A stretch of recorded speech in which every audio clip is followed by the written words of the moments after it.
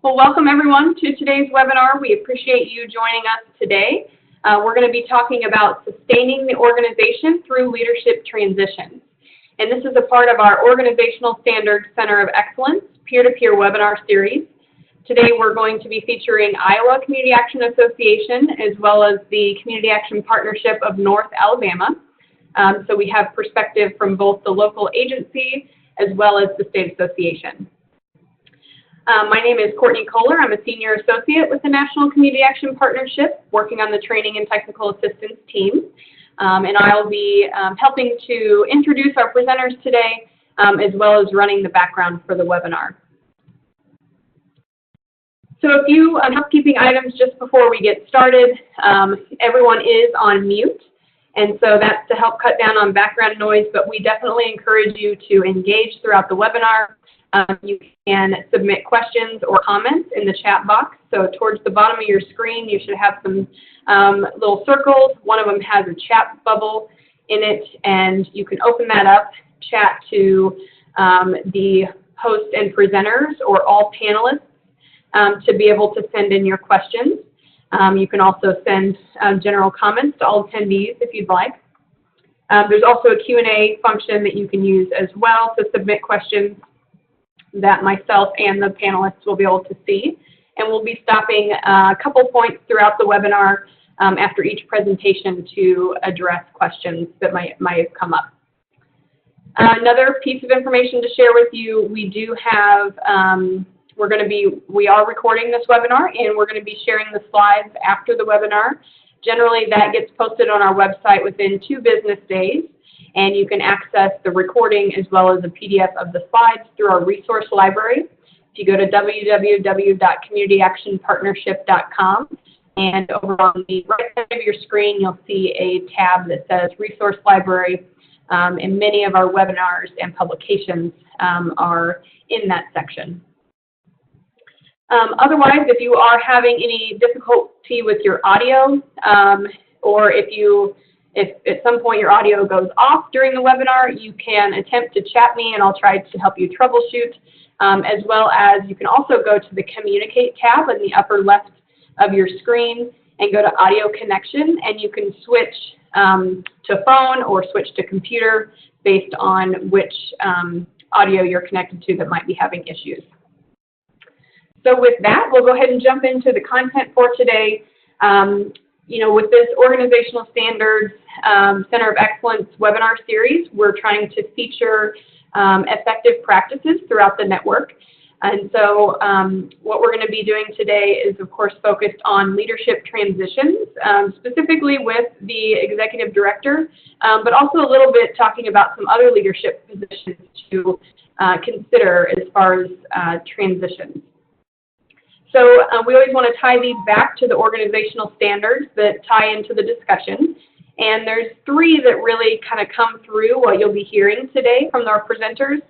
And they are Standard 4.5, which focuses on the written succession plan that needs to be in place for the CEO or executive director, how it, of course, should be approved by the governing board, and that it should cover either emergency or unplanned absences, short-term absences of 3 months or less, as well as outlining the process for filling a permanent vacancy.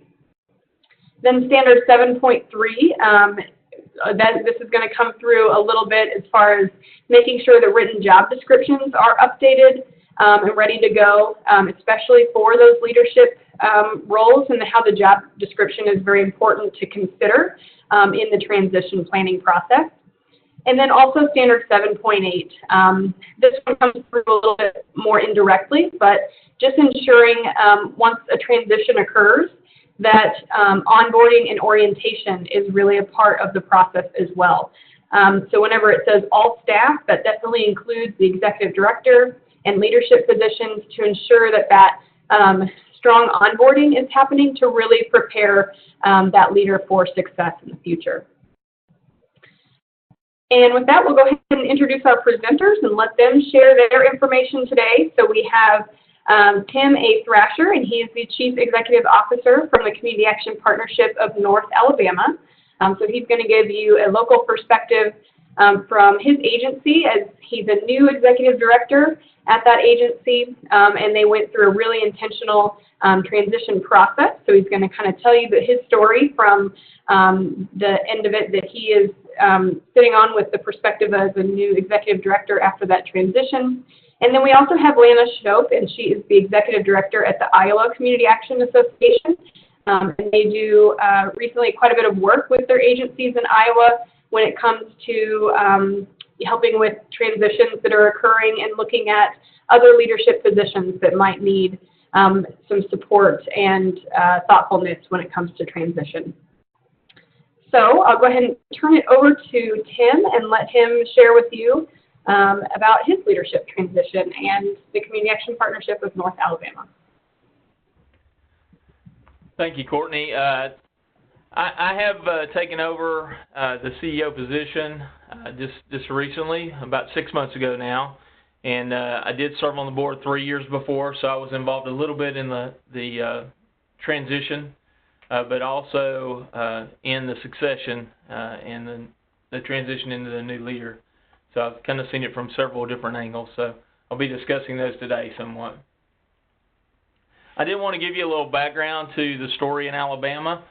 We had a CEO that announced his retirement 2 years prior to the date of that transition, and after 13 years of service, was well respected in the agency, also had served well those 13 years. And we did some planning, about 6 to 12 months for that transition. And then we had a process that from beginning to end lasted about 6 months for that transition process.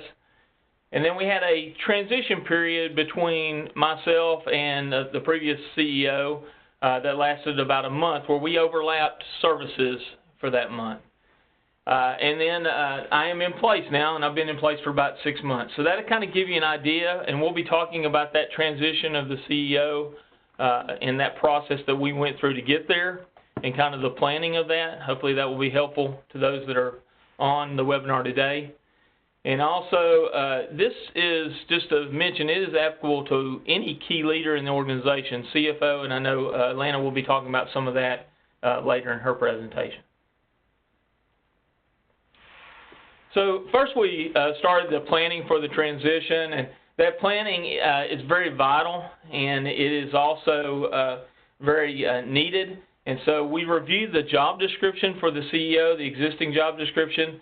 That's to be updated according to org standards every 5 years, but I would recommend every year that you would review job descriptions for your key personnel and also all your leadership team. And that update was needed, and we updated that job description, put in some things that the previous CEO had recommended. He reviewed that.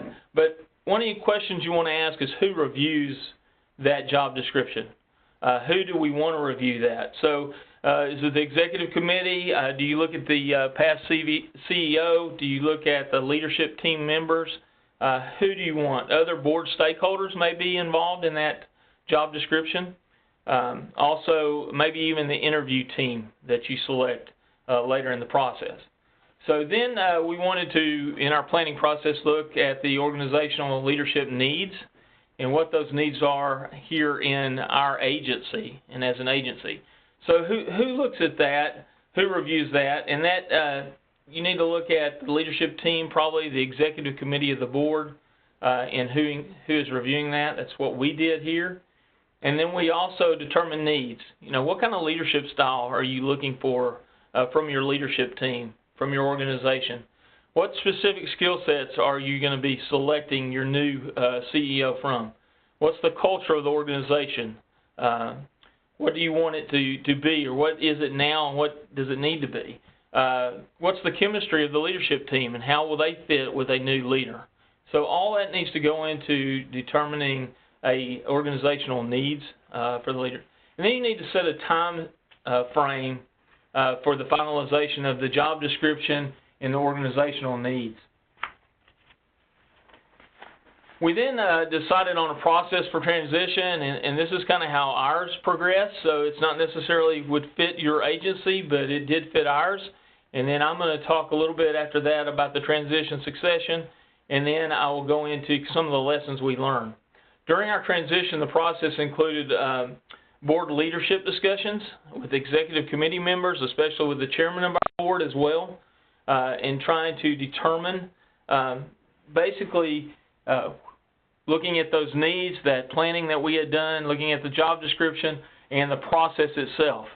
So then we reviewed the bylaws for compliance regarding transition, and the previous CEO actually selected 2 key leadership team members to review those bylaws, and those were done in conjunction with the board. And so those leadership team members and the key contacts here in the leadership team were essential in the process. If appropriate, determine the leader in the process of transitioning and their role in the process. The previous CEO looked to be more actively involved in the transition and the role in that process, but that's a determination that needs to be made by the organization as a whole. And so that was made by those key leadership team members, as well as the board and the executive committee and others that were involved. Approval of the final job description by the board, including the salary range. And so once that was finalized, that was approved by the board, accepted by the board, and that was what was going to be utilized for the new CEO coming in. And then we also had to accept the organizational needs determined in planning by the board and assure those needs are addressed in that final job description. So you can have a job description, but if it doesn't meet the organizational needs that you've identified, then it's not going to work cohesively and will not select the right candidate in your process. So in our organization, that's one of the things we spent a lot of time with and worked on at length. And then we involve organizational leaders, including the lead team and board members, advisors, both internal and external advisors in that process. And when I say internal and external, we had some assistance from an outside consulting firm that may not be feasible for your agency, but for ours it worked very well, and I'll explain that a little later in in the PowerPoint. And also from external, we have some partnership entities that helped us in this transition and the transitioning from one CEO to the other. And so those outside agency actually is a partner agency for us, was very helpful and actually was a very good resource for us in this transition. We continue that process by determining budgets for the selection process. You have to look at how much you want to market, where you want to market, the cost and reimbursement for those interviews, cost reimbursement for interviews, outside consulting fees, etc. So there needs to be a lot of different things that you determine for your budget process and how much you're going to spend on this transition process. But you do want to get the right candidate. So you allocate those costs wisely and determine the type of search and when that advertising should begin. Do we search for just internally? Do we have leaders that we have that we think are ready to assume that leadership position as CEO of the company? Or do we need to look externally, or both? And in this case, we looked mainly externally, but I guess I would be considered an internal candidate as being a member of the board. And so at the same time, we looked at both. Where to advertise, where do you advertise for these? Courtney, I have lost the PowerPoint. Can you hear me still? Yes, can still hear you. Okay. I'll keep going then. Okay. That's fine.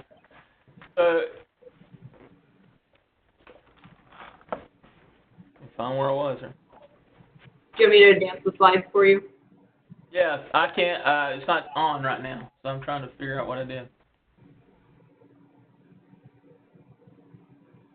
Went off altogether. Here we go. There we go. I'm back on. I'm sorry. You got it? Okay, I'll pass it back over to you. Yeah. All right. That's fine. So determine the type of selection committee. Modality, like selection committee, could be your executive committee, your chairman of the board as a whole. You can use advisors. You can do a lot of different things as far as selection committee members in that. But what we what we looked at is a kind of combination of all of those. We had members of the board, we had board advisors, we also had an outside consultant, and we had basically the executive committee, and we had members of our leadership team as well on our selection committee. We also then discussed and determined the selection committee members, who needs to be on the committee, those executive committee, additional board members, board advisors, key leaders within the organization, and then we advertised the leadership position. We assigned that task to our HR department, and our director of HR, who's on our leadership team, was responsible for advertising that leadership position. We did that to a lot of different search engines, like we spoke of in the previous slide that you saw, and we also did that nationwide. And then we gave a time frame for that portal to be open on our website, and they could apply online through that portal. And then we assessed the candidates' applications that we received, and we assigned that to our HR department and members of the leadership team. And also we have a board advisor that was involved in that as well. And that assessment process narrowed our selection from 56 to about 12, about a dozen, and they were then brought in for an initial interview, which was a phone interview. And so that assessment was performed based on their job description, and also it was determined by the organizational needs that we needed, and we selected then those qualified candidates.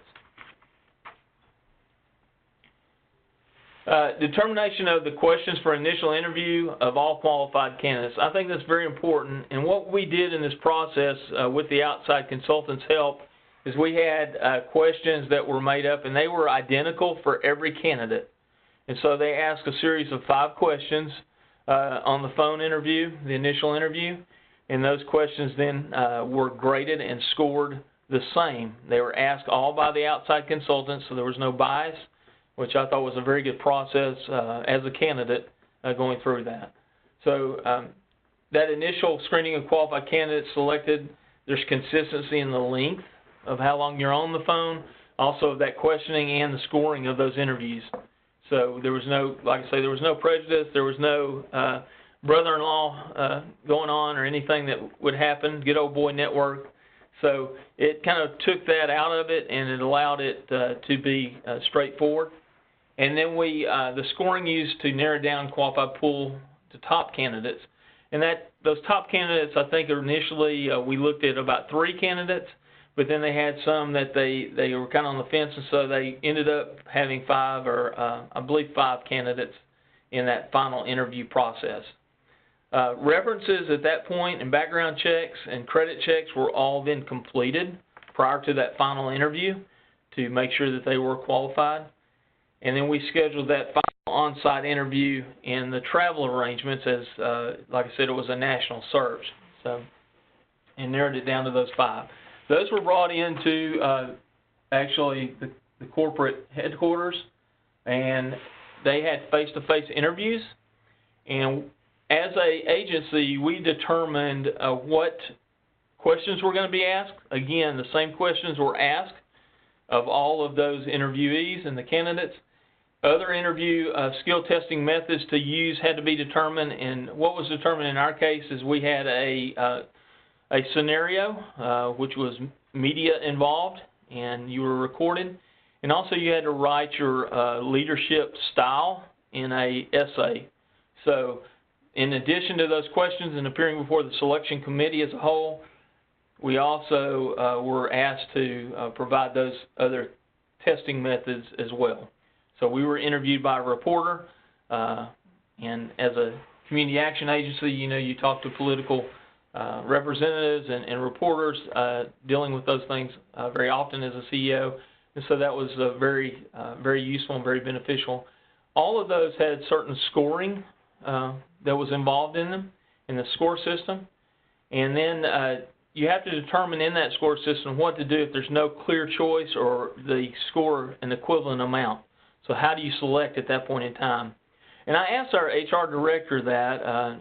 She's told me from hindsight that basically that scoring was not equivalent, and it was weighted in my favor. But at the same time, if that would have happened, they had a plan, and that was to utilize the chairman of the board as the tiebreaker in those situations. So that did need to be considered up front. And then the selection of the candidate based on scoring, and then board approval based on the selection committee. And we called a special meeting of the board in August of this past year, and was selected. As a board member, I recused myself from the vote and went out in the hall, which I think is very proper if you have somebody that is serving in the agency.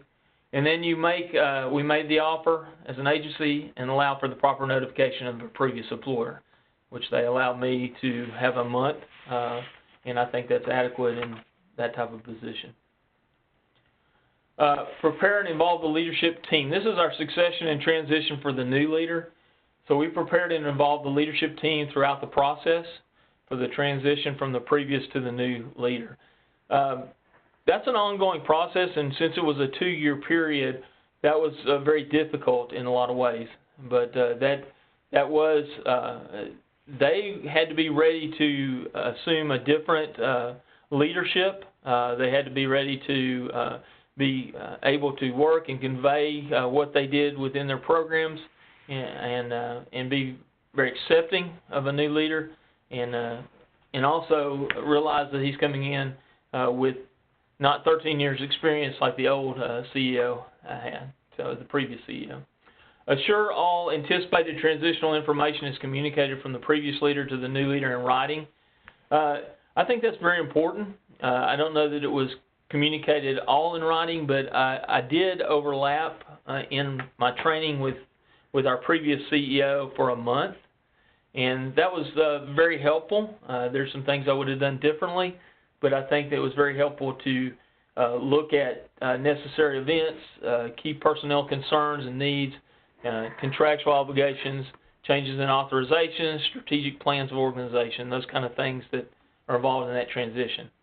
And then we establish a post-hire plan in writing for 3, 6, and 12-month intervals with the new leader to build relationships with the board, leadership, and staff.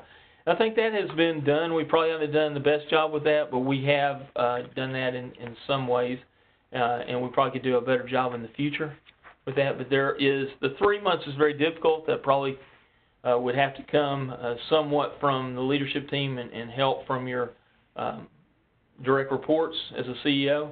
But the 6 and 12 months are very doable. The next succession thing I have is providing the new leader training opportunities to inform and develop a better understanding of the leadership functions and services of the organization. When I first came in, we were going through the strategic plan.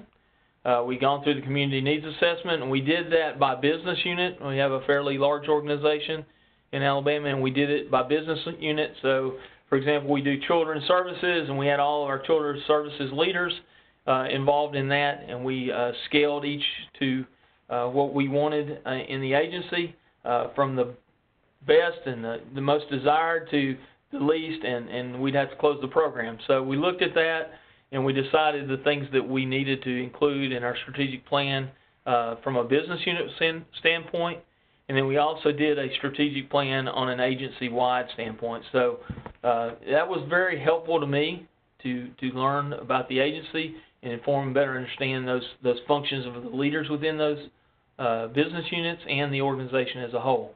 And then we had board involvement as well in our strategic plan. So for me, that worked very well. Communicate confidence to the organization, partner agency staff, and to the communities in regard to the organization's new leader. I think we have a communications director on staff, and so she has done a very good job with that. We've also had the newspaper do some interviews and done some press releases, and had we have a lot of social media that we utilize to do that. And I think that's very important because you're making a transition after 13 years, and they're used to one face, and you have a different face now for your organization as the CEO. So, promote the new culture and direction of the organization under the new leader's guidance. And again, very important when you're making that transition. Some of the lessons that we learned is that utilization of an outside consultant, if fiscally feasible, is valuable.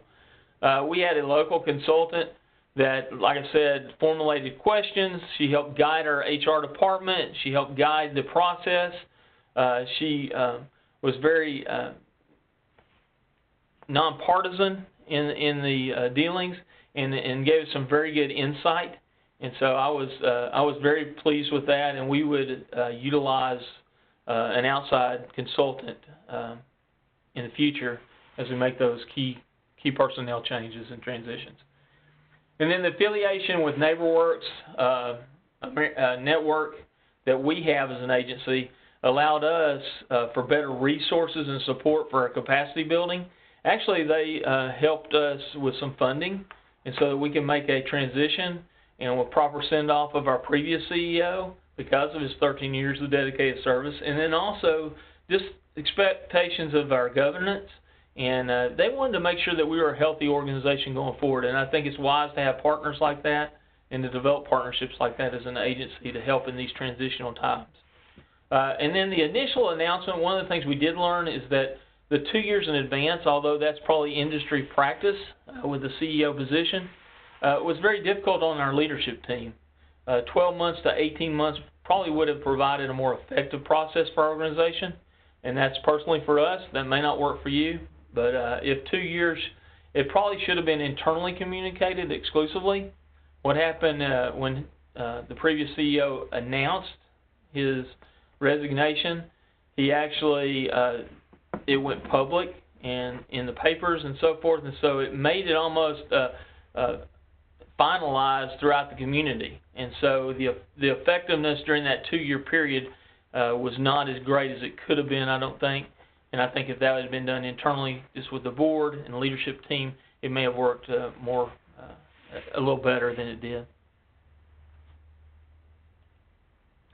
And then tools used in the interview process need to be reviewed thoroughly prior to usage. And I say that because I did mention one tool that they used during the final interview process, and that was an assessment that was suggested by the outside consultant. And it turned out that that had not been utilized and had not been tested. And so it was very time-consuming, and took that process and made it, instead of a 1 to 1.5 hour process, to about a 3-hour process. And so it was something that was not even utilized, I think, in the determination of the outcomes, but it was something that probably needed to be thought through previously to using it. The training time with the previous leader should have been outlined and scheduled in advance to the extent possible to achieve the most from the outgoing leader.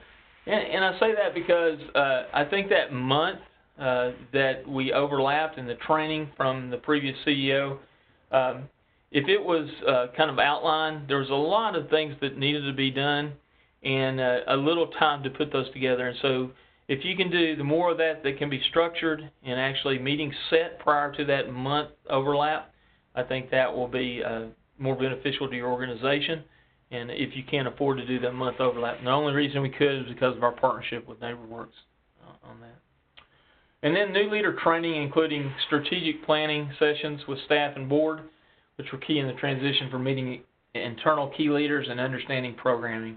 Like I said, those strategic planning sessions for me were very invaluable. Another lesson learned was quick upfront determination of key contacts for transition and administration of process was very beneficial. When we identified our HR director and really the assistant to the executive director in our organization were those key contacts, and they did an outstanding job in forming that transition process. And we had other members of the leadership team that served on the selection committee as well, and it proved to be a very beneficial transition process. The administrative and transitional items needed by the previous CEO probably need to be completed prior to the day of departure. We kind of drug those out because he had been here 13 years. There's some things that, email, things like that, probably need to be cut off and the new CEO take over at a certain time. and that was kind of left out there for a little while to make sure that we captured everything. So, but at the same time, I think that could be done a little bit more efficiently. And then development of the succession plans for all key employees and leadership should be prepared, as the org standards say. And we're in the process, and I would just say that not only for the CEO, but that's for all key employees, approved and used in the case of voluntary or involuntary transitions. And I know Lena's going to speak about that in the next part of this presentation. Does anybody have any questions? I know that's a lot of information all at one time. All right, if you have any questions for Tim, go ahead and send those in. Not seeing any currently.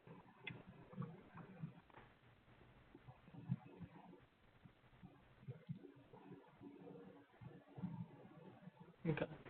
Well, if not, if you think of them later, my information is on here a little bit later, and I included some resources.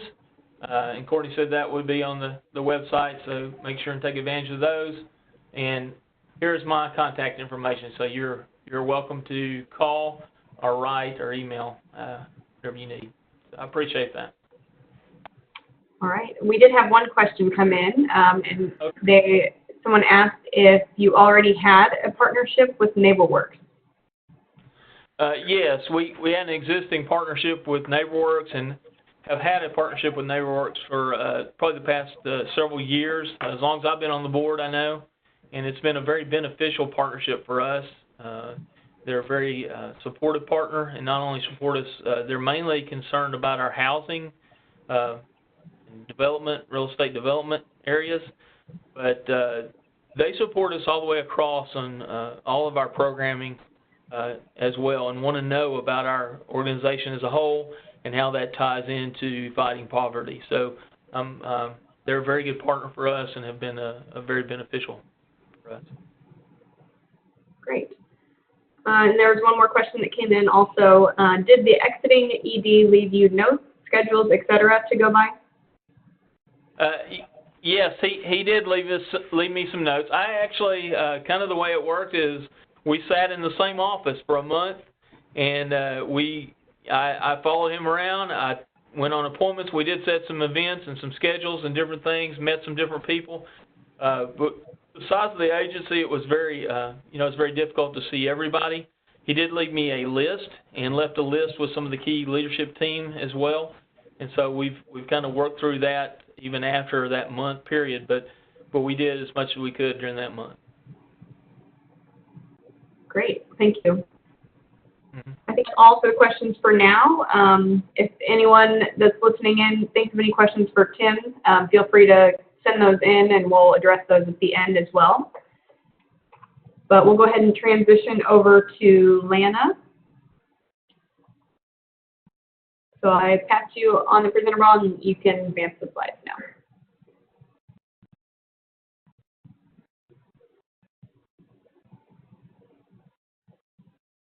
There we go. All right, Lana, go ahead and take it away. Thanks.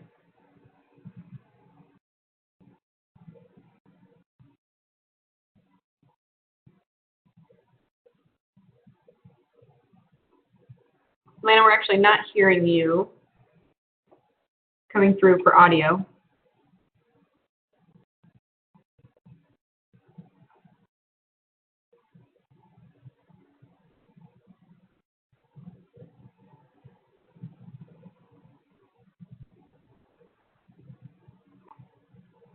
All right, still not. I see that you're unmuted,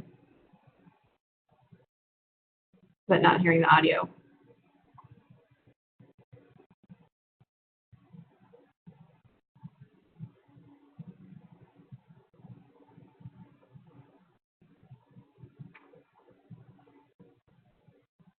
All right, everybody, bear with us just a moment. We'll work out these technical difficulties.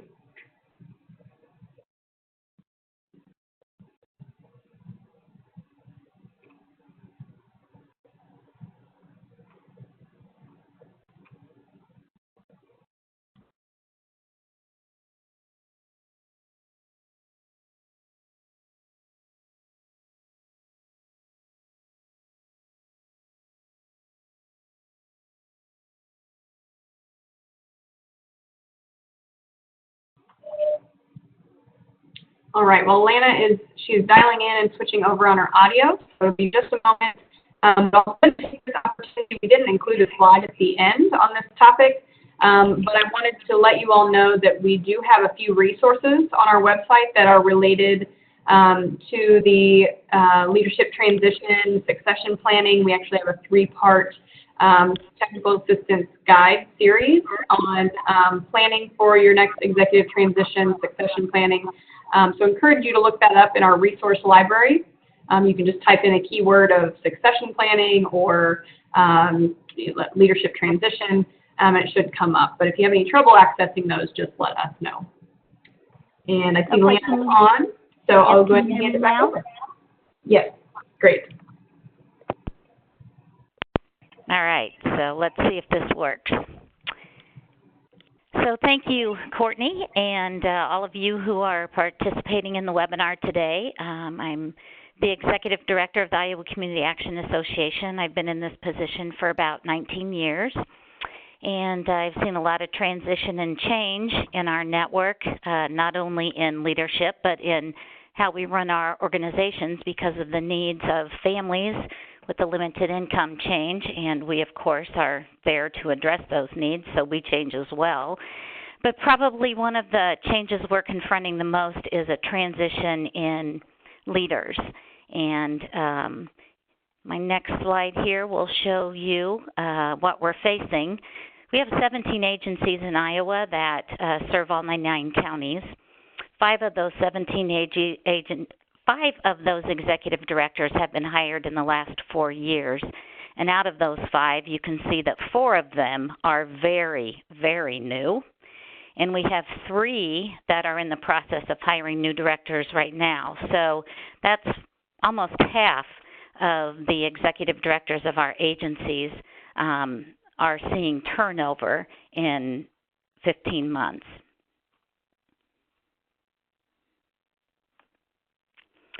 So when we talk about hiring a new executive director, it is the board of directors' responsibility to make that hire.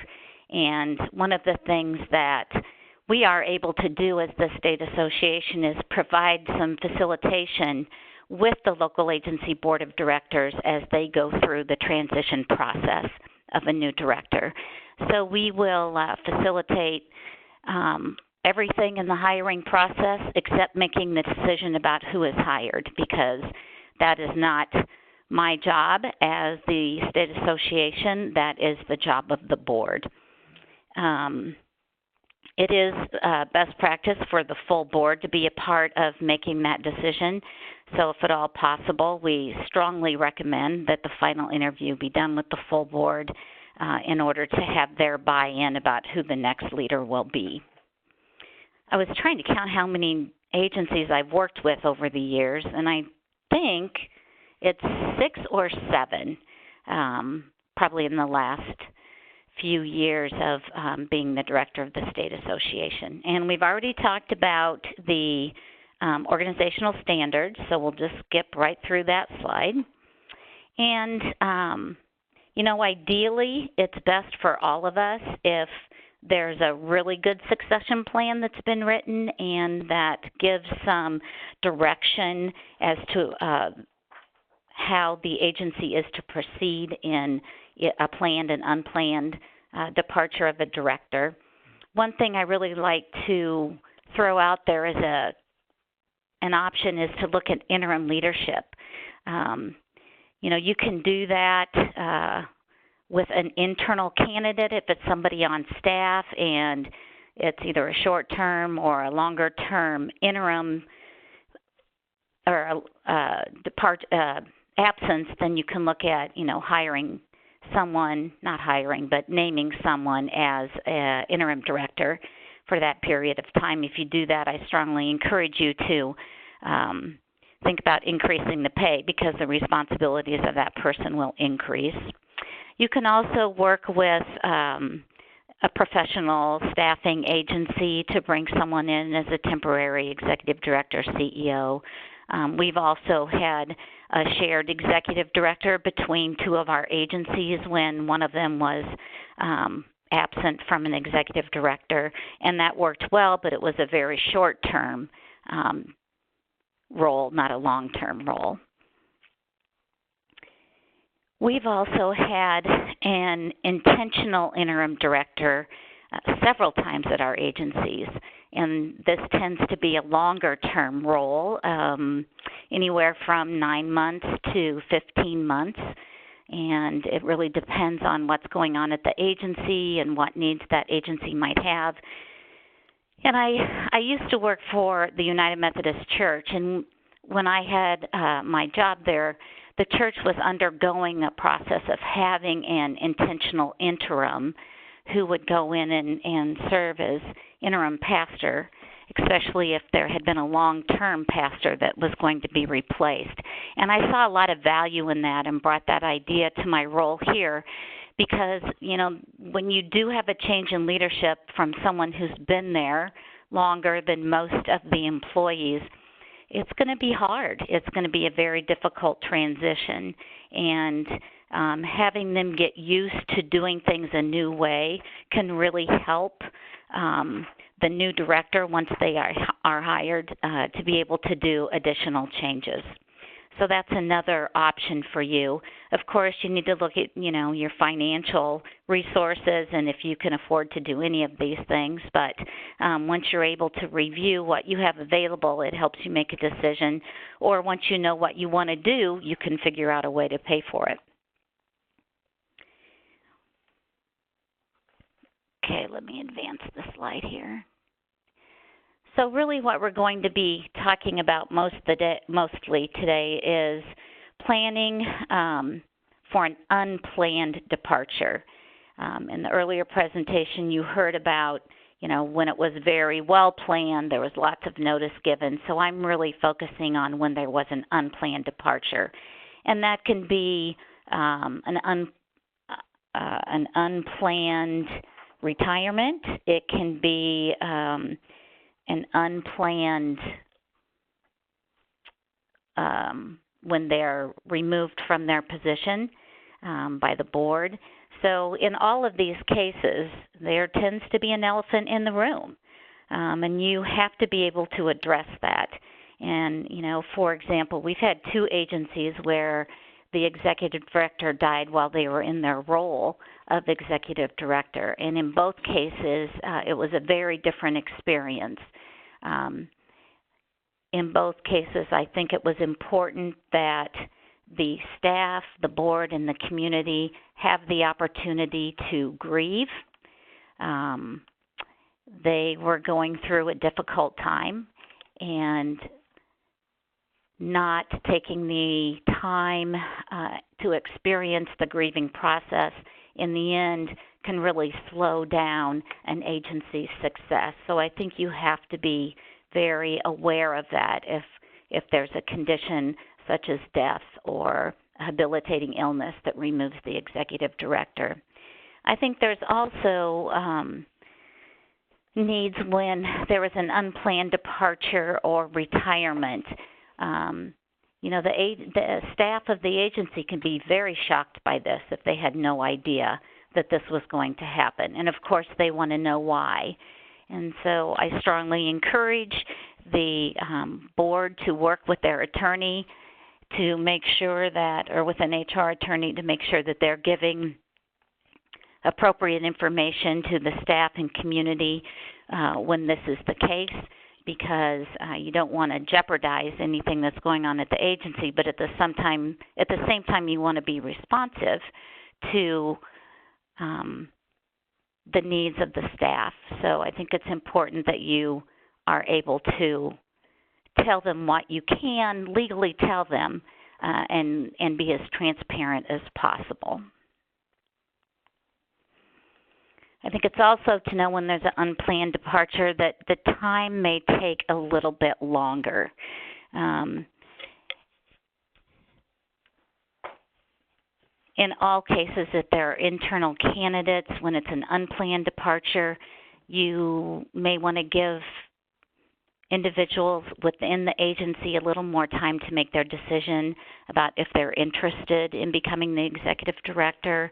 And again, if you're dealing with a situation where it is a traumatic experience, then you want to give them time to deal with the grief and the shock of what has happened. So I think you should feel that taking a little bit of extra time to address those needs in the end could be very valuable to the success of the transition. And the third point is your questions may need to be different if there's been an unplanned departure. When we do our final interview, we usually have the finalists make a presentation to the board. And in this case, when it's an unplanned departure, I might ask them, I might give them a scenario that describes the situation that the agency just went through and how would they address that if they were to become the new executive director. Now, if it was a planned departure, like the Alabama example, I wouldn't ask that question. But in the case of an unplanned departure, I think it's certainly appropriate to, through the interview process, learn about their experience, learn about their thoughts and vision for how they can help the agency heal and move forward, because that will be definitely something that they're going to need to address once they become the director. So we've talked a lot about the CEO or the executive director position. I would also like to share about fiscal leadership. In Iowa, we have seen a huge void in finding candidates to serve as our chief financial officers of our agencies. We have 3 agencies that are currently looking for a chief financial officer. We know once we get someone, they tend to stay. The average length of time in the position is almost 14 years. But the next piece of this information is important, with the lowest amount of time employment being half of a year and the highest being 45 years. You know, those who are up there close to the 40 or 45 year mark are probably contemplating how much longer they're going to be working in the agency. So not only do we have openings in our fiscal officer positions, we also know there will be several who will be retiring soon, and so we need to be prepared for that. We did a pretty thorough analysis and study that I'm going to send to Courtney, and she can make available to you, addressing the leadership in our financial arenas of our agencies, and these are some of the things that we found. We are having a very difficult time recruiting individuals who have what they need to become a fiscal director. And like I said before, once we get them, we can usually keep them. We also know you don't get rich in the nonprofit world, and so we're competing with for-profit industry that oftentimes will pay significantly more than the nonprofit agencies can pay. So somehow we need to figure out how to keep our rates somewhat attractive in order to pull some of the best people into our agencies. And we see pretty significant training needs. And we have some ideas about how we might move forward in addressing those training needs.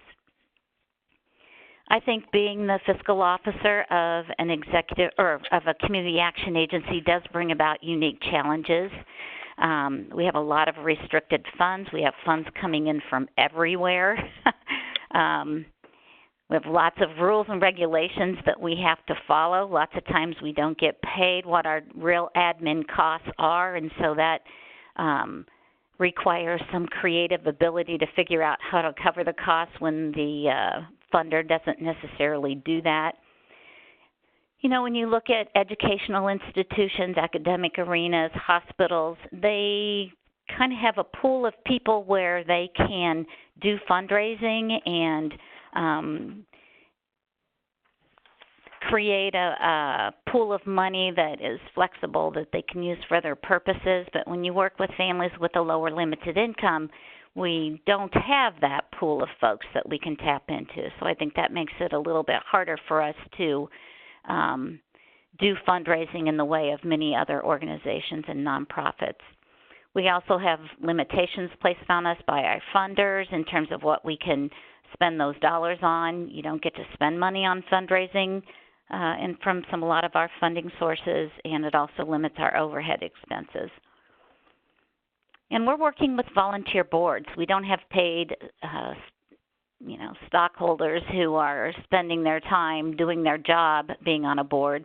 We have volunteers, and so how do we make sure that our volunteer boards are able to provide the oversight that they need in order to understand the complex fiscal operations of an agency?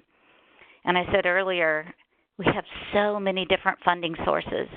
Money coming in from all levels of government, money coming from churches, foundations, grants, individuals, you name it. They're all coming into the agency, and that makes for a very complex system.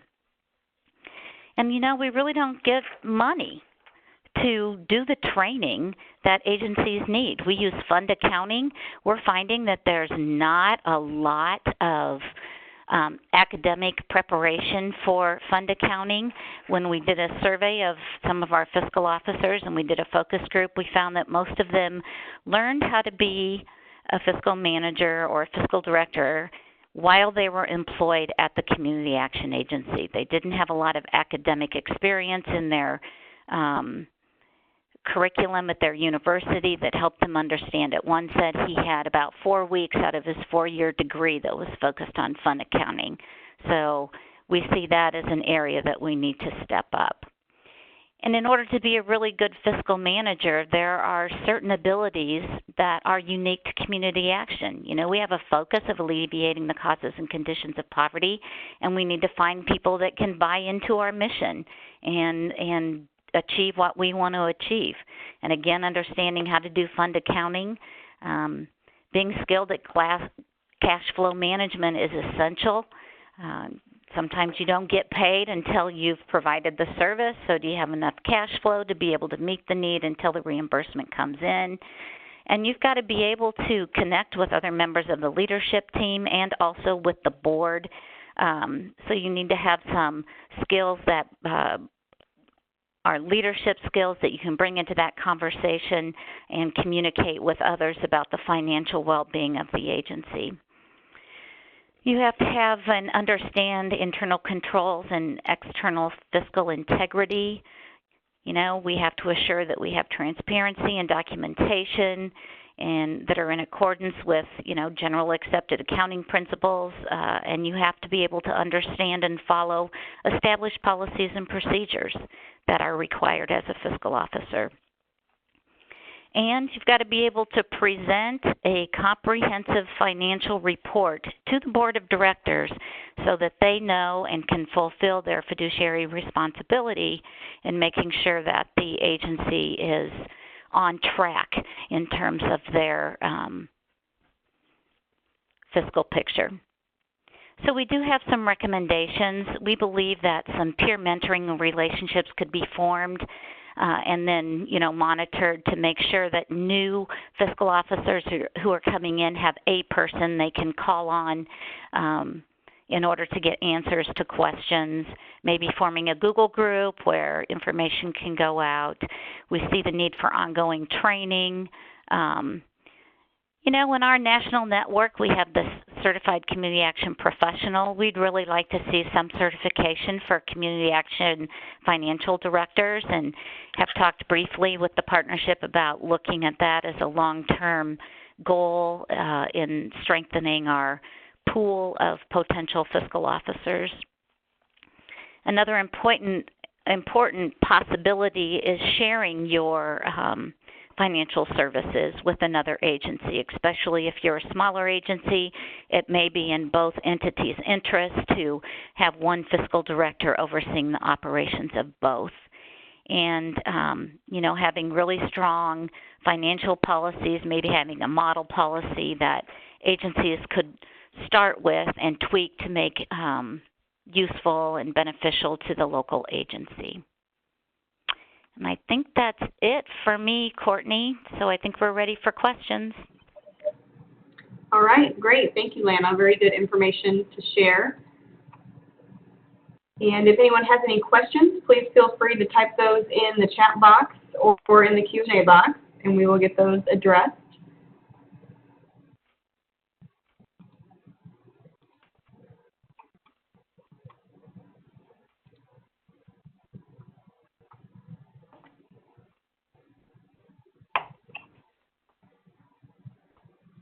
Not seeing any questions at this time.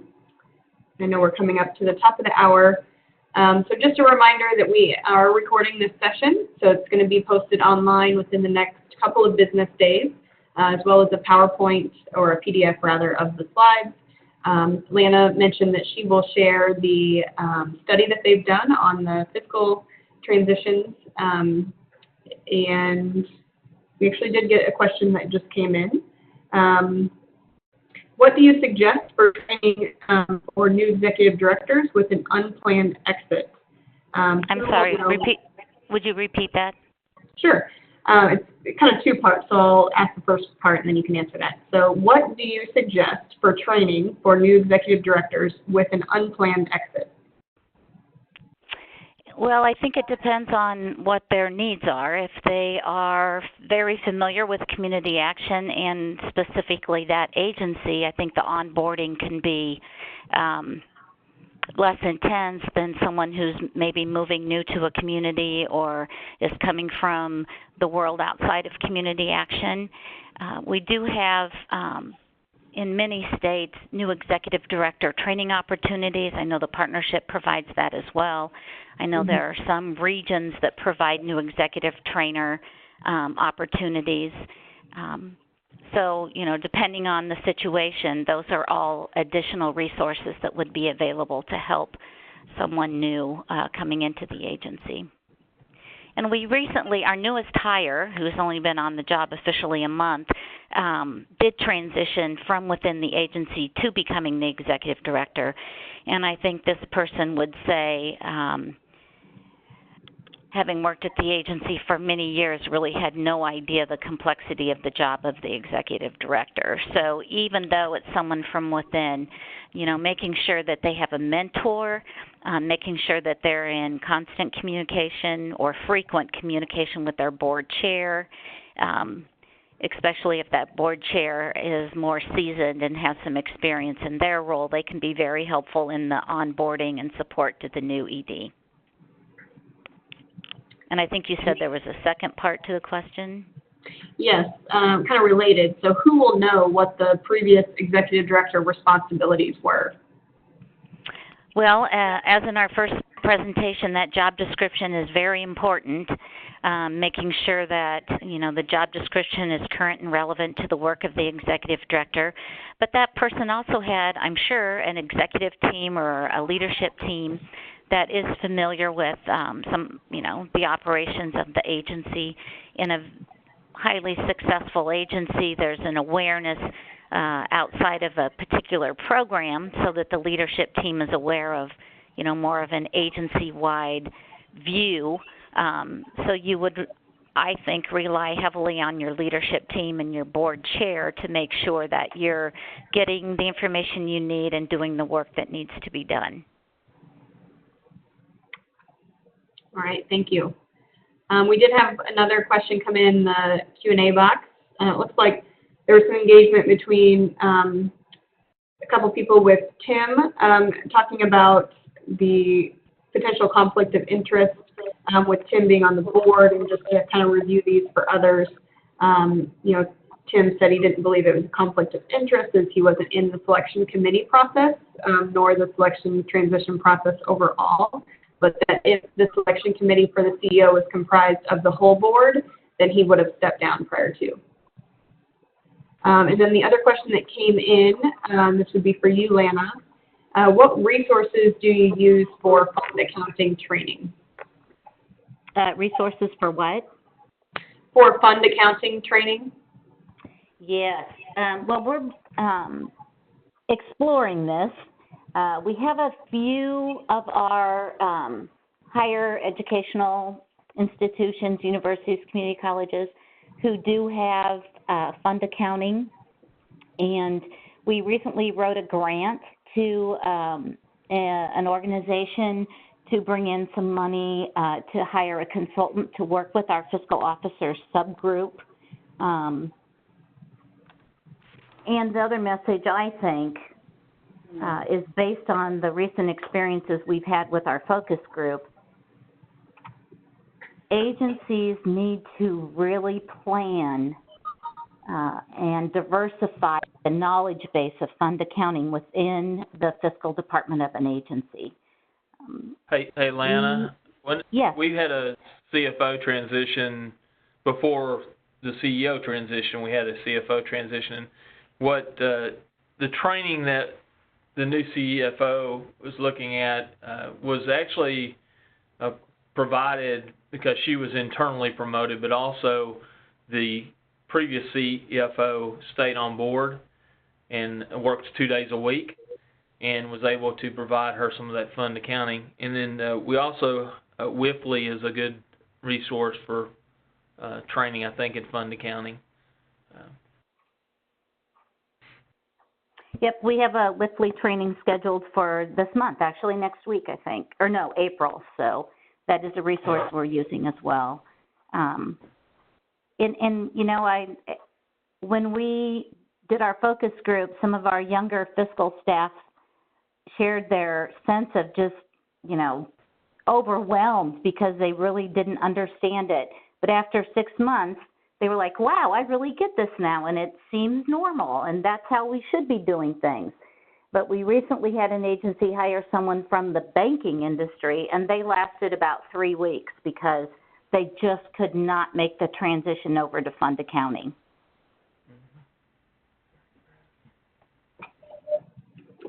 All right, well, thank you both for your answers to those questions. Looks like we don't have anything further that's come in, and we're at the top of the hour.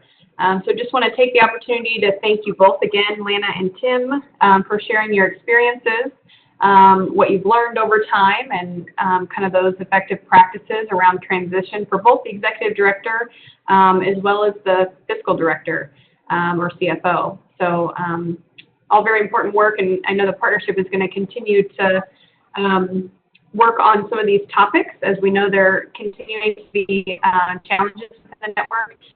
But like Lana said, we do have some resources from the partnership that can help with this sort of onboarding and training once new executive directors are hired. We also usually do a new executive director boot camp at least once a year, sometimes twice a year, where the different national partners from CAPLAW and NASCAS, as well as the partnership, get together and provide a kind of an ED boot camp. So that's something, you know, that if that's something you're interested in, feel free to reach out to us and let us know, and we'll make sure that you know when the next one is going to be scheduled. I believe we're looking at the fall for another one of those new executive director boot camps. So thanks again to our presenters, and we hope you all have a great day. We have our contact information here on the screen for anyone at the partnership on the Organizational Standards Center of Excellence team, and always feel free to reach out to us, and we hope you all have a good day. Thank you. Courtney.